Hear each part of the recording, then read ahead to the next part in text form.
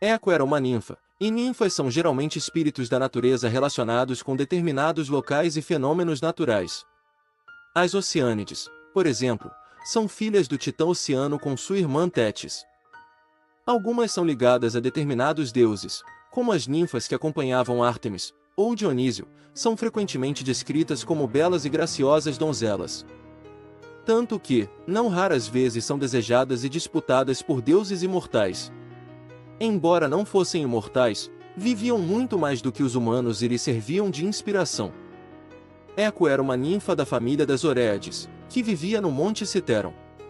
Sua voz era belíssima, da qual tinha muito orgulho e por isso costumava falar bastante. Conta-se que falava com tamanha graça que podia manter as pessoas interessadas no que dizia por muito tempo. Zeus, o rei dos deuses do Olimpo, é bem conhecido por muitas de suas aventuras amorosas. Ele frequentemente era infiel à sua esposa Hera, quer seja com outras deusas, quer seja com mortais. E com essa característica em mente, não é de se admirar que ele costumasse procurar a companhia das ninfas. Hera, desconfiada de mais uma traição de Zeus, resolve procurá-lo pessoalmente. Coube a Eco a tarefa de entreter a deusa, enquanto o deus do trovão fugia do flagrante. Ao perceber que havia sido enganada, Hera resolve castigar a ninfa, retirando-lhe a voz e obrigando-a a repetir a última palavra de tudo que lhe era dito. Assim, a orgulhosa ninfa nunca mais poderá iniciar uma conversa. Amaldiçoada, ela encontra algum tempo depois um jovem belíssimo, um jovem por quem qualquer pessoa apaixonava-se perdidamente no primeiro olhar. Seu nome era Narciso. Eco vê-se então apaixonada e sem poder falar de seu amor. Narciso, que estava em uma caçada no momento do encontro, afasta-se por um momento de seus companheiros. Ele era acompanhado à distância por Eco. Ao perceber que está sozinho, ele grita: "Tem alguém aqui?" E escuta a última palavra em resposta. Após algumas tentativas, sem que ninguém se apresentasse, Narciso conclui que a pessoa com quem falava só podia estar fugindo dele e fala: "Por aqui, devemos estar juntos." Para o coração apaixonado de Eco, essa é a declaração com que sonhara. Ela grita de volta: "Devemos estar juntos", e corre para os braços de seu amado. Saturado de tanta adulação por onde passava, o jovem a rejeita. Ele era um homem reconhecido por sua arrogância. "Tire as mãos! Que eu morra antes que você aproveite meu corpo", gritou. Eco só conseguiu sussurrar: "Aproveite meu corpo", e fugiu. Humilhada e envergonhada. Ainda assim, não conseguiu escapar do amor que nutria por Narciso. Quando ele morre enamorado de seu próprio reflexo na água, ela definha e morre. Seu corpo desaparece. Hoje, um touro selvagem alado com chifres dourados e olhos de diamante do Rio Grande do Sul. Seus chifres brilham fogo e é extremamente difícil de ser pego. Mete medo aos camponeses porque faísca fogo das pontas das guampas e tem olhos de diamante. É preciso ser muito bom, muito forte e muito corajoso para laçá-lo e estar montado num cavalo bom de patas e de rédeas. As verdejantes, e quase sempre, ensolaradas pradarias são o habitat de uma criatura majestosa cuja simples menção ao nome atiça a curiosidade e a cobiça de muitos, o indomável boi-vaquim.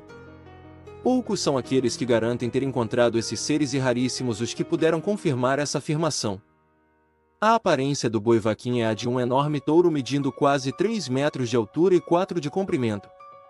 Sua pelagem é totalmente branca e o couro, muito resistente. Mas as características mais marcantes e que literalmente cintilam a vista são as vigorosas asas e o feitio de seus enormes e pontiagudos chifres flamejantes, ambos feitos de resplandecente ouro. Seus olhos vítreos são do mais precioso diamante. A carne do boi-vaquim é extremamente saborosa, não apodrece e é uma iguaria vista em poucos banquetes. Cada pena das asas tem o mesmo peso de uma moeda de ouro, mas costuma valer bem mais pela sua raridade. Os chifres, também de puro ouro, são disputados para a confecção de varinhas mágicas que lidem com fogo. Os olhos são a base de muitos itens que fornecem visão verdadeira. O couro nunca desgasta e pode ser aproveitado na confecção de armaduras resistentes à perfuração. São animais solitários e apesar de toda a força e ferocidade da espécie, O boi-vaquim não costuma atacar se não for incomodado, preferindo alçar voo para pastos mais verdes sem a presença de seres que possam atazaná-lo. Aventureiros não costumam ter o mesmo bom senso e caçam-no para provar sua coragem ou transformar seu valioso corpo em bens materiais. Quando acuado, o plácido ruminante se transfigura em uma fúria atropeladora e se vale de cabeçadas mortais e coices que fraturam ossos. As chamas em seus chifres se avivam e um fulgurar emana dos globos oculares. As lendas contam que o boi-vaquim foi criado por uma divindade ligada à agricultura e pecuária. O rebanho majestoso era sua maior criação e fonte de muito orgulho. Algo tão fantástico não existe sem despertar inveja, não se sabe com certeza o responsável. O que se sabe é que certo dia, alguém partiu a cerca que mantinha o rebanho sob controle, liberando-nos planos de existência o precioso tesouro de chifres. Não se desiste facilmente de um rebanho tão valioso e seu dono original se esforça para reuni-lo, até hoje. Cada exemplar foi marcado por suas mãos e por elas têm sido reunidos e enviados para seu plano original, as terras ferais. Cada boi é único e amado pelo seu dono. Reduzir um ser tão sublime a um mero item desperta sua ira e animais de criação costumam atacar os portadores desses itens. Nem mesmo o mais bravo guerreiro se mantém firme ante a fúria de centenas de galinhas. Matinta Pereira, ou Matita Perê, é uma personagem bastante forte no folclore da região norte do Brasil. Ela é uma mulher idosa, que usa roupas escuras e velhas e que passa as noites assoviando pelas ruas, causando medo nas pessoas. De acordo com algumas versões da lenda, ela se transforma em um pássaro de mau agouro durante a madrugada. Em outras narrativas, ela se transforma em coruja, ou é acompanhada por um pássaro fiel. Mas sua principal característica é o seu assobio estridente. Por ser uma história provinda da cultura oral, ela foi transformada ao longo dos anos. As pessoas mais velhas acreditam que a transformação da feiticeira é algo hereditário, que se passa de mãe para filha. Já que a Matinta não tem filha, ela se esconderia na floresta esperando que uma mulher passasse para transmitir a maldição. De noite, a bruxa se transformaria no pássaro rasga-mortalha, que para sobre os muros das casas e começa a assoviar um canto insuportável. Por consequência, ninguém consegue dormir. Ela só vai embora quando algum morador da casa oferece algo a ela, como tabaco, cachaça, café ou peixe. Só que, no dia seguinte, ela volta para cobrar a promessa feita na noite anterior. Caso não receba o que foi prometido, ela amaldiçoaria os moradores da casa, que desenvolvem doenças ou até mesmo morrem. Diz ainda a lenda que a única forma de aprisionar a Matinta é executando alguns rituais: enterrar no chão, local onde passa a Matinta, à meia-noite, uma tesoura aberta com um terço e uma chave. Quando a Matinta passar por cima, ficará presa. A Matinta Pereira, também chamada de Matinta Pereira, é mais uma lenda do rico e interessante folclore da região amazônica brasileira. Foi possivelmente criada há muitos anos e ainda é passada de geração para geração até os dias atuais. Alguns estudiosos acreditam que a lenda da Matinta Pereira tem origens indígenas, enquanto outros acreditam que ela seja uma mistura de diferentes culturas e tradições. Independentemente de sua origem, a lenda da Matinta Pereira continua a intrigar e fascinar as pessoas até os dias de hoje. Embora não haja provas concretas da existência da Matinta Pereira, muitas pessoas acreditam que a lenda tem uma base real. Segundo alguns relatos, a figura assombrada pode ter sido inspirada em mulheres curandeiras da região amazônica, que eram conhecidas por seus poderes mágicos e rituais. Além disso, há quem diga que a Matinta Pereira pode ter sido criada para assustar as pessoas e manter a ordem social na região. Seja qual for a origem da lenda, o fato é que ela se tornou parte da cultura popular amazônica e continua a intrigar e assombrar muitas pessoas até hoje. A Matinta Pereira pode ser de dois tipos, com asa e sem asa. Que tem asa pode transformar-se em pássaro e voar nas cercanias do lugar onde mora. A que não tem, anda sempre com um pássaro, considerado agourento, e identificado como sendo rasga-mortalha. Dizem que a Matinta, quando está para morrer, pergunta quem quer? Quem quer? Se alguém responder eu quero, pensando em se tratar de alguma herança de dinheiro ou joias, recebe na verdade Onças-boi é uma lenda muito comum no norte do Brasil, especialmente no Amazonas e no Acre. Segundo populares, essa criatura é uma onça pintada com uma anomalia de ter 4 patas como as de um boi. Essa criatura exibe a força dos touros e a agilidade dos felinos, uma onça quase tão grande quanto um búfalo, com chifres e dentes afiados. O couro é grosso e peludo, amarelo, com manchas pretas. Seus pés possuem cascos e deixam exatamente iguais às de uma vaca. Muitos já morreram seguindo os rastros que achavam ser de um boi perdido no meio da floresta. Onças-bois são criaturas que vivem em florestas profundas e não costumam sair sem bons motivos. Há quem jure de pés juntos já ter visto as ardilosas e persistentes onças-bois, até os mais céticos aconselham a não duvidar. Também conhecida como onça-pé de boi, a criatura fantástica conta com depoimentos vigorosos de pescadores, caçadores e seringueiros. Testemunhos de pessoas aterrorizadas com suas características distintas e seu sagaz método de caça. Por conta de ter cascos no lugar de patas, elas não conseguem escalar as árvores, mas solucionam tal problema com maestria. Dizem que, diferente das onças comuns, as onças-boi sempre caçam em dupla, um macho e uma fêmea. Assim, quando um caçador tenta escapar subindo numa árvore, uma delas fica vigiando enquanto a outra sai para comer, beber e dormir. Revezam o posto dessa guarda montada por dias e noites se for preciso, até a encurralar a presa humana que esgotar-se e cai do topo, sendo devorada ferozmente sem chances de escapar. Segundo relatos, só existe uma forma de deter esse mortífero casal. Dizem que o caçador que avistá-los deve imediatamente atirar e matar o macho, pois assim a fêmea sairá correndo.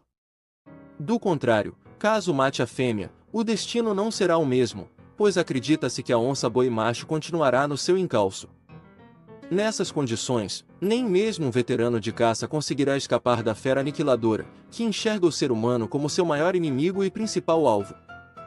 São predadores astutos e silenciosos e nem todos os membros da espécie nascem dotados de chifres. Se alimentam de todo tipo de carne, inclusive a de humanos, se estiver disponível. Onças-boi adultas encontram apenas um parceiro para toda a vida. Costumam sempre caçar em dupla, onde um irá sempre proteger o outro. Caso alguma criatura mate o companheiro de uma onça-boi, esta jura vingança e não irá descansar enquanto não obtê-la. Ela irá rastrear o alvo por enormes distâncias e persegui-lo por décadas, se for preciso, até matar seu inimigo. Uma curiosidade é que já existiu um grupo de carnívoros que tinham pequenos cascos em vez de garras, os mesoniquídeos, que estão extintos, embora os cetáceos sejam, provavelmente, seus descendentes. Alguns, como o Mesonyx, eram do tamanho de um lobo, outros, como a Pachaena intermedia, eram do tamanho de uma onça, e os maiores, como o Andreosaurus, foram os maiores mamíferos carnívoros terrestres que já existiram, do tamanho de um rinoceronte.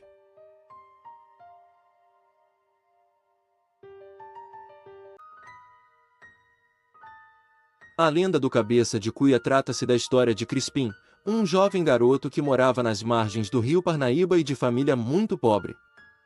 Conta a lenda que certo dia, chegando para almoço, sua mãe lhe serviu, como de costume, uma sopa rala, com ossos, já que faltava carne na sua casa frequentemente. Nesse dia ele se revoltou, e no meio da discussão com sua mãe, atirou o osso contra ela, atingindo-a na cabeça e matando-a. Antes de morrer, sua mãe lhe amaldiçoou a ficar vagando no rio e com a cabeça enorme no formato de uma cuia, que vagaria dia e noite e só se libertaria da maldição após devorar 7 virgens, de nome Maria. Com a maldição, Crispim enlouquecera, numa mistura de medo e ódio, e correu ao rio Parnaíba, onde se afogou. Seu corpo nunca foi encontrado e, até hoje, as pessoas mais antigas proíbem suas filhas virgens de nome Maria de lavarem roupa ou se banharem nas épocas de cheia do rio. Alguns moradores da região afirmam que o Cabeça de Cuia, além de procurar as virgens, assassina os banhistas do rio e tenta virar embarcações que passam pelo rio. Outros também asseguram que Crispim ou o Cabeça de Cuia procura as mulheres por achar que elas, na verdade, são sua mãe, que veio ao rio Parnaíba para lhe perdoar. Mas, ao se aproximar, e se deparar com outra mulher, ele se irrita novamente e acaba por matar as mulheres. O cabeça de cuia, até hoje, não conseguiu devorar nenhuma virgem de nome Maria.